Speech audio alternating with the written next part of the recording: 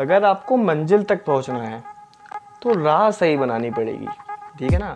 अगर आपको मंजिल तक पहुंचना है तो राह सही बनानी पड़ेगी, और राह बनाने में ये आपकी मदद करेगा, यानी मैं आपकी मदद करूँगा। आज एक बच्चे के कमेंट के वजह से मैं ये वीडियो शूट कर रहा हूँ, बना रहा हूँ। One of my students suggested me to make a video on time table, ठीक है।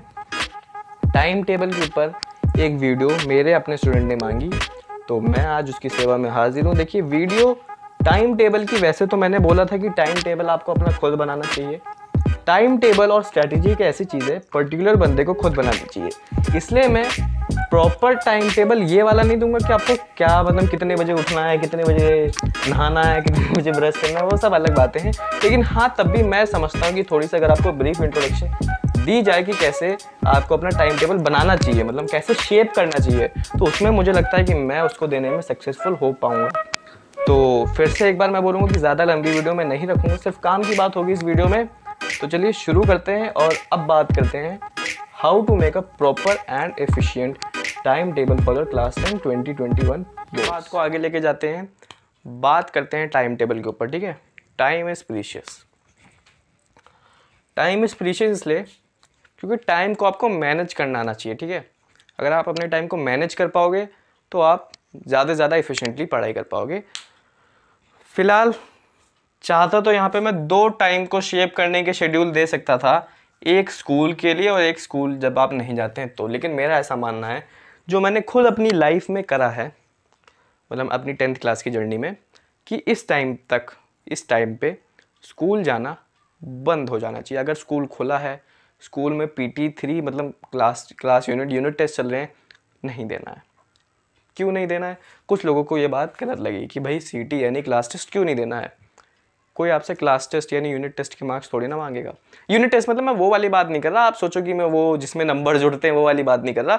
मतलब कभी ना इस टाइम पे रिवीजन टेस्ट चल रहे होते हैं स्कूल में कि आप आइए, आपकी फिजिक्स की टीचर रिवीजन टेस्ट ले रही है, तो आप भी वही हाँ रिवीजन करेंगे, उसमें आप चले जाते हो। हाँ, वो PT मतलब क्लास टेस्ट यूनिट हो रहे हैं जिसके मार्क्स जुड़े जाते हैं, वो तो देना ज़रूरी है, वो आपके लिए बेनिफिशियल भी है कि आपका टेस्ट हो जाएगा बोर्ड से पहले, वो सब दिए। लेकिन स्कूल जाना बंद कर दीजिए, ठीक है। जो रिवीजन टेस्ट है उसके बहाने मत जाइए, स्कूल जाना यहाँ पे रोक दीजिए। इससे क्या होगा, सुबह का जो टाइम आपका स्कूल में वेस्ट होता है ना, क्योंकि मेरा ऐसा मानना है 95% या 90% बच्चे स्कूल में अच्छे से पढ़ाई नहीं कर पाते हैं, ठीक है। चाहे कितना भी पढ़ाकू बच्चा हो, जब वो फ्रेंड सर्कल में पहुंचता है तो वो स्कूल में इतनी अच्छी पढ़ाई नहीं होती। उस टाइम को अगर आप यूटिलाइज करेंगे तो मेरे ख्याल से बेनिफिशियल होगा, क्योंकि टारगेट आपका बोर्ड एग्जाम है, ठीक है ना।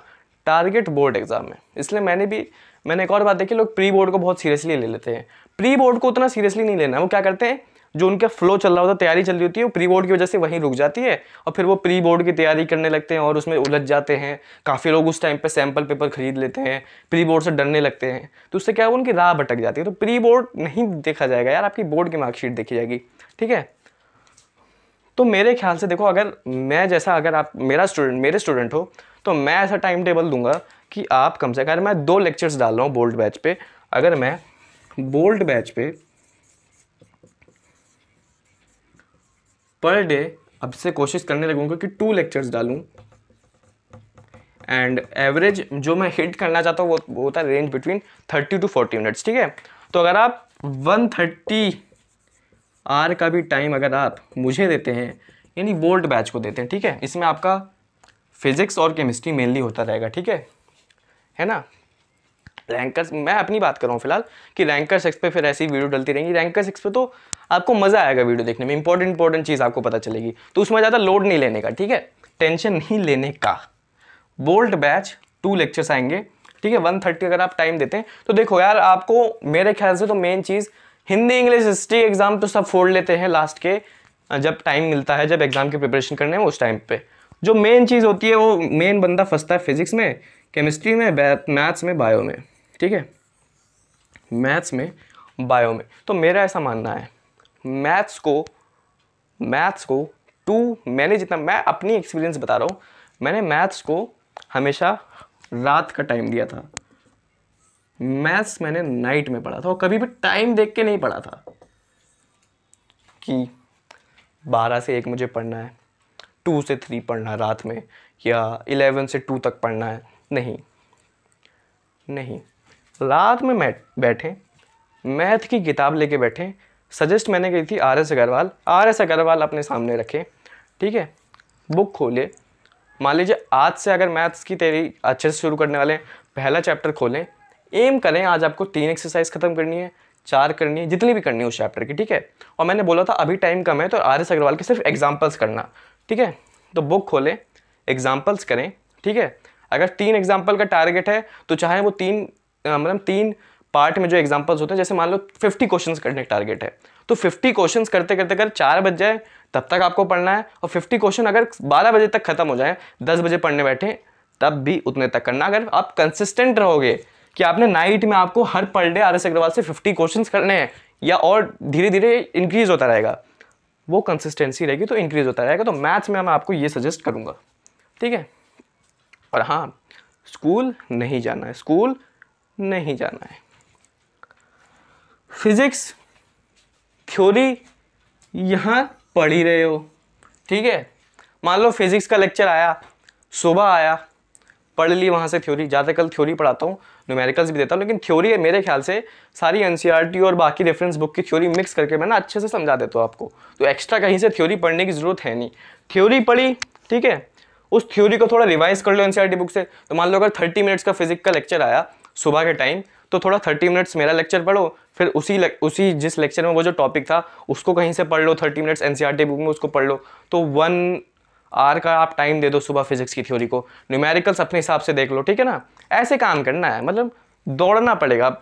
ये नहीं कि फिक्स टाइम टेबल बना के फिर घोड़े की तरह उसे फॉलो करने लगो, ठीक है। टाइम टेबल मतलब फ्लेक्सिबल होना चाहिए, टाइम शेड्यूल फ्लेक्सिबल होना चाहिए। हाँ, शेपिंग होनी चाहिए कि नाइट में मैं मैथ्स पढ़ रहा हूँ, इतने क्वेश्चन कर रहा हूँ, फिजिक्स की थ्योरी मैं यहाँ से पढ़ रहा हूँ, और साथ में अपनी भी थोड़ी NCERT की जो टॉपिक पढ़ा है उसकी थ्योरी रिवाइज कर ले रहा हूँ, ठीक है। फिजिक्स का न्यूमेरिकल का अलग एक टाइम 1 आवर दे दो। केमिस्ट्री में मोस्टली पार्ट देखो याद करने होगा। हाँ, केमिस्ट्री की बात, केमिस्ट्री और बायो को एक तरह ट्रीट करो, ठीक है।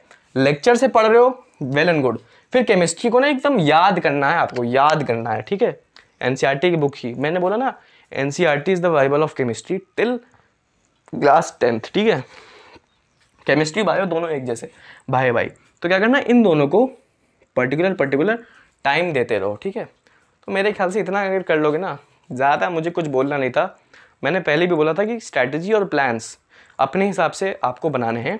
वो तो एक बच्चे का कमेंट आया, इसलिए मैंने सोचा कि मैं थोड़ा सा इंटरेक्ट हो जाऊँ आपके लिए, उसकी थोड़ी सी मदद कर दूँ, ठीक है। तो खुद बनाइए, खुद प्लान बनाइए, खुद स्ट्रैटेजी बनाइए, खुद अपना टाइम टेबल बनाइए। मैंने बहुत बार टाइम टेबल बनाया, बहुत बार उनको फॉलो करने में फेल हुआ, फिर रात में बनाया, फिर सुबह फेल हो गया, फिर बहुत टाइम टेबल्स मैंने बनाए हैं और बहुत बार फेल भी हुआ हूँ, ठीक है। तो टाइम टेबल कभी भी फिक्स नहीं बनाना, फ्लेक्सिबल लगना है। हाँ, इतना मतलब दिमाग में रखो रात को सोने से पहले कि कल सुबह उठ के पूरे दिन में इतने इतने टॉपिक खत्म करने हैं। और ये बात ध्यान रखो कि 4 तारीख से, यानी 4 मई से आपके पेपर शुरू हैं, तो आपके ऊपर एक प्रेशर रहेगा कि हाँ ये टॉपिक खत्म करने हैं, तो आप कभी भी बैठ जाओगे, दिन में कभी भी बैठ जाओगे और कभी भी वो टॉपिक खत्म कर लोगे, ठीक है। तो टाइम टेबल हमेशा फ्लेक्सिबल रखना है, अपना खुद का टाइम टेबल बनाना है। जितना मैं समझाता था मैंने थोड़ा सा यहाँ ब्रीफ दे दिया, तो वीडियो ज़्यादा लंबी नहीं करते हैं। आई होप आपको पसंद आई होगी। अगर पसंद आई होगी तो डाल देना कमेंट की पसंद आई, मोटिवेशन मिलता रहेगा। रैंकर 6 में और ऐसी वीडियो आती रहेंगी, ठीक है। तो स्टे ट्यून्ड विद रैंकर 6 और लेक्चरल वीडियोस के लिए अनुराग एजुकेशनल एकेडमी के साथ भी स्टे ट्यून्ड रहे। Meet you all in the next video, till then stay tuned, bye.